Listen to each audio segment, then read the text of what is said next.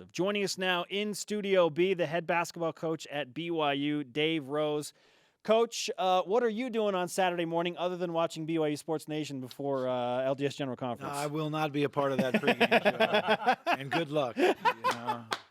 One of our highest-rated shows. Do you have like information so you know exactly the schedule? Like Elder Dallin Chokes. Got an No, sprain. Yeah.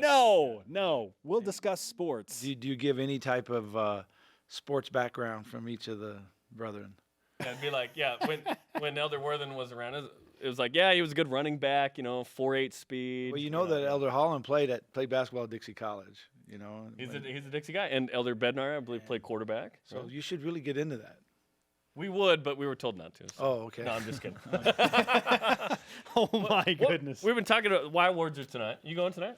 I'm leaving for the Final Four. Actually, that's right. afternoon. You are. You told me the that. coaches convention. The hosts are great. You're going to miss a lot. So our Twitter questions: what's your favorite BYU sports moment in the past year? We're going to kind of live that up tonight. For me, is that what you're asking me right now? BYU sports. Just any moment. I was in here when you were talking about the field goal, from Oldroyd to win that game, and that was. I remember how excited I was, watching that game, and it was almost surreal that's how it, turns out. But being at the Gonzaga game and being able to, get that win, that was. I mean, I think that for us as a program and our team, every team you want to do something really special, and there's teams that got that first NCAA win after 18 years, team that got the Sweet 16 first time in 30 years. I mean, there's things that every team does that you just kind of hang on to, and the fact that this team was able to beat the number one team in the country on their home floor, and they were undefeated. I mean, there's a lot of stuff that goes into that thing, but this group of guys will always be able to have that as something that was a great accomplishment. And now this team's, they haven't lost since. They're in the Final Four. You helped to get them there. And, I think that, that loss really, when you watched them play that next game, that's the stuff that everybody's going through in December and in January, and they didn't experience until the last week of February. Wow. And that first game in the WCC tournament, they were trying to find themselves. Well, they found themselves now, and they're on a pretty good run, So if Gonzaga wins the national championship, you need to call Mark Few, who I know you're close to, be like, hey, you're welcome. You're welcome, brother. I'm not taking it. I'm going to thank him for what he's done for our league. I mean, we haven't had a guy in the Final Four since 1957 from the WCC. San Francisco. And so that would be my lifetime. I was born in 1957. So that's pretty crazy. And the Final Four was before my birthday. So basically, this is the first time in my lifetime that someone from the WCC's been in the Final Four. Pretty crazy. And hopefully we can, kind of keep that going. Yeah. Pretty cool stuff. Dave Rose with us in Studio B. You've had, obviously, a couple of weeks to reflect on the entire season, not just individual wins and those peak moments, but how would you best describe the 2016-2017 BYU basketball season overall? Well, it was a challenge, a real challenge. I think, when you deal with, we knew that, as a young group, and we're going to try to put it together and be as consistent as possible, a talented young group. And I think what we got was, we got really great entertainment on certain nights, but we didn't get a real consistent product throughout the whole year. And, a lot of that is based on, kind of the youth of the group.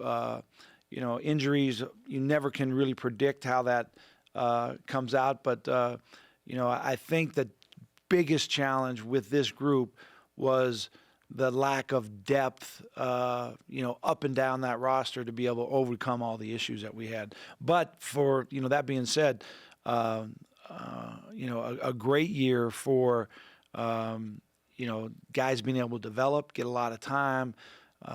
We put a lot of these players in situations that no other player in the history of BYU basketball, over 100 years of basketball, were put in, and I think they performed pretty well in those situations.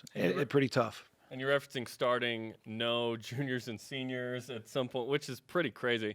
After the UT Arlington game, you talked about needed change in the offseason.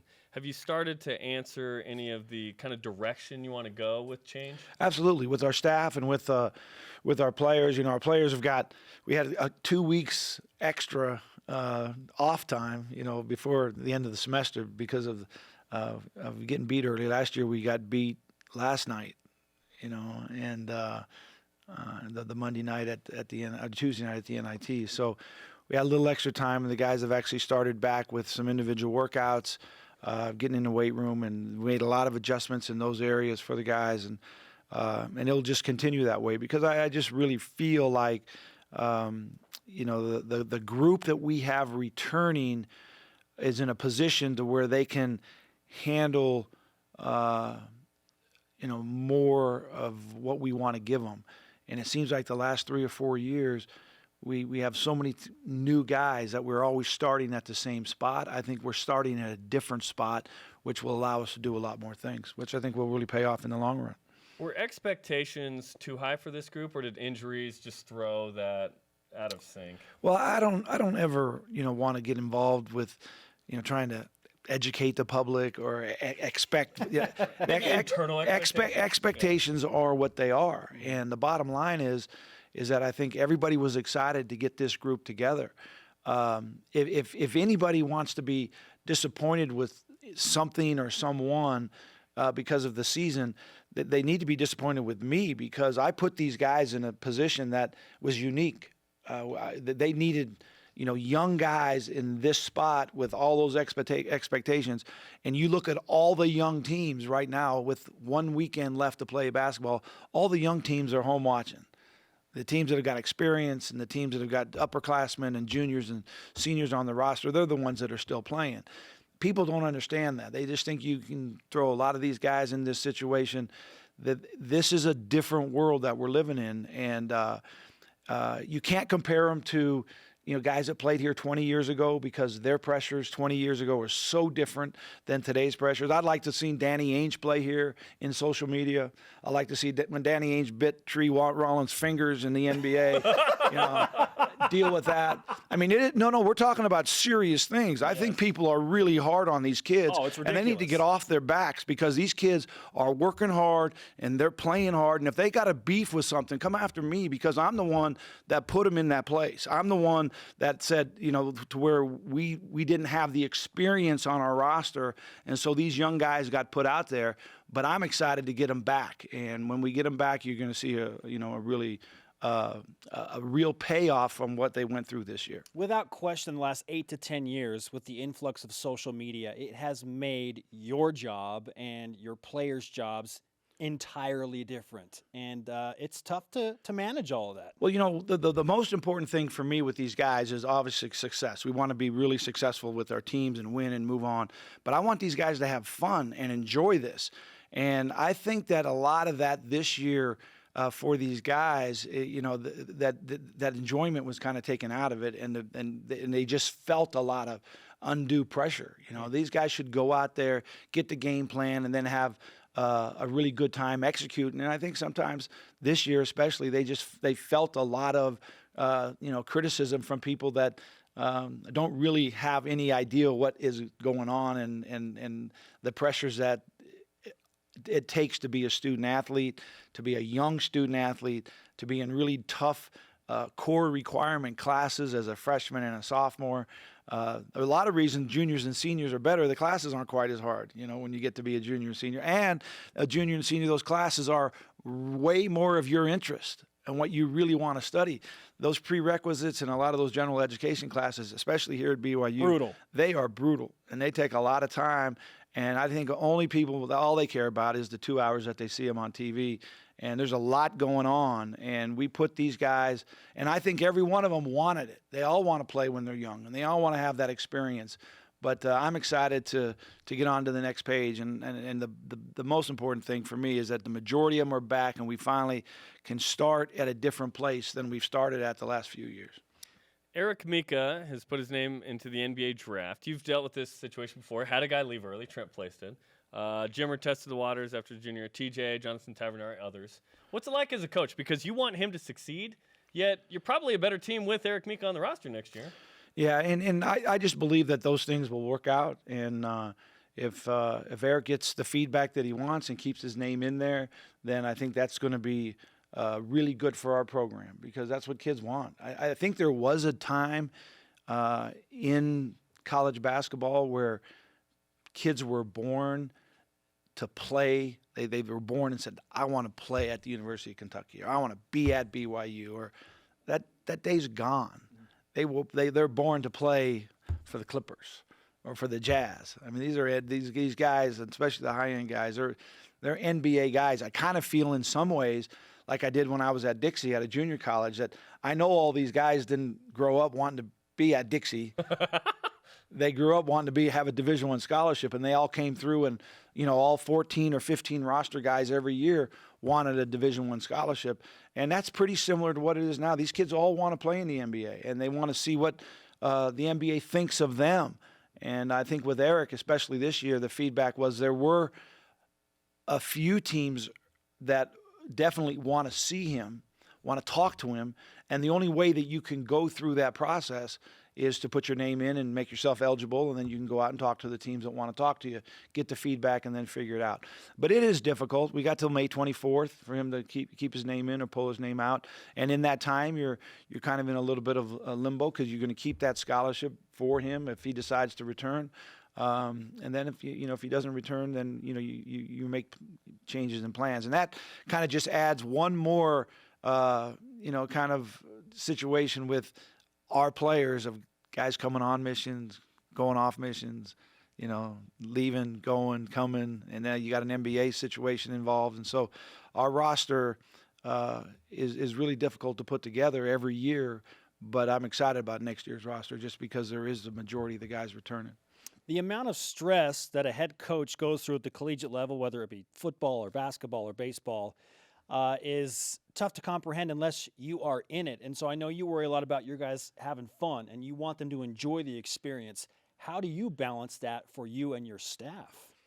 Yeah, I think every year is different. I think you get energy from certain players sometimes. I think you get energy from some teams. Like this team was so close and so tight together. I think that the experience that they had in the summer, coming back and all being new and being together, and as hard as that was, that 8-week training session that we had during the summer, this was such a tight-knit group off the team. It didn't always show on the floor. I mean, I don't think it's the team that actually played the most fluid together as a group, but off the floor might be the best group of guys, and you can ask every one of them to a man, that they just love each other. They had a great experience as a team off the floor, and so you can get a lot of energy from that. And I think that every year is different, but for me, it's the actual the players being able to kind of reach their goals and reach their potential, and I think that there's a much tougher fight with that now because there's so many avenues for them to get feedback. And most of the people that want to talk, they don't want to talk about the good things. They always want to talk about the challenging things or the difficult things. And so I think that's where a lot of our energy as our staff this year will be to help these guys enjoy what they're doing. What's the latest on Zac Seljaas? Zach's returned home from his mission. He's had some real shoulder issues. He's been to the doctor, seen the doc, and it's not going to require surgery, but he'll be in a pretty intense rehab situation for the next 2 or 3 months. We expect him to enroll in June with the team and be on, finish his 3 years here. So he'll be on the team this fall. Yeah, we're looking forward to that. What kind of impact will that have on, I don't know, let's say his 3-point shooting game? Yeah, well, I mean, the most important thing is for him to get healed, and to be able to return to,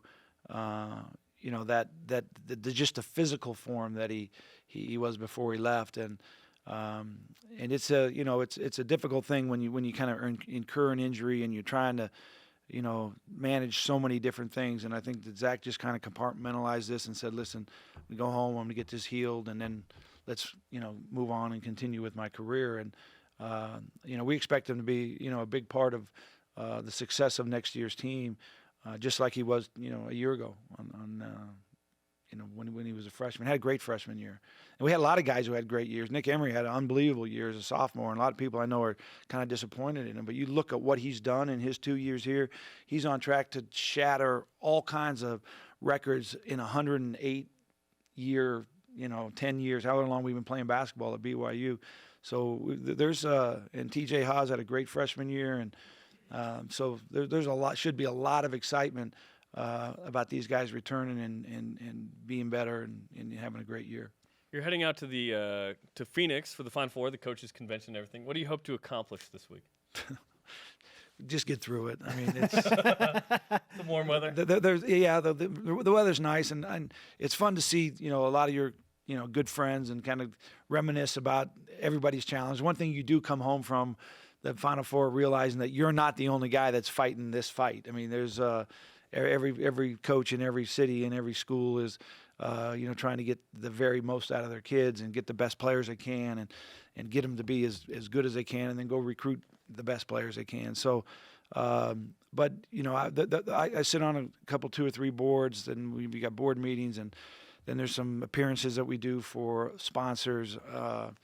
Then we'll go to the games and watch the games, and actually this year's got obviously a real interest in the game. I'd love to see our league continue to keep playing. Any Phi Slamma Jamma documentaries that you're required to be in this year? I've actually one of those the North Carolina State was when the Final Four was in New Orleans. That's where we actually taped that film for that series. But no, we had Phi Slamma Jamma reunion last year in Houston when we were there. So we're not.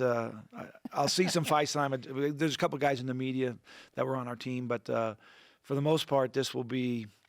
The Division I head coaches meeting on Friday, as always. It's a 2-3 hour meeting that is interesting to see what the real hot topics are for the next coming season. But it's an interesting 4 or 5 days, that's for sure. You get a lot of FaceTime, and rightfully so, Coach. Well, we have a Phi Slamma Jamma joke in the Y Awards tonight, so we'll have to play you the.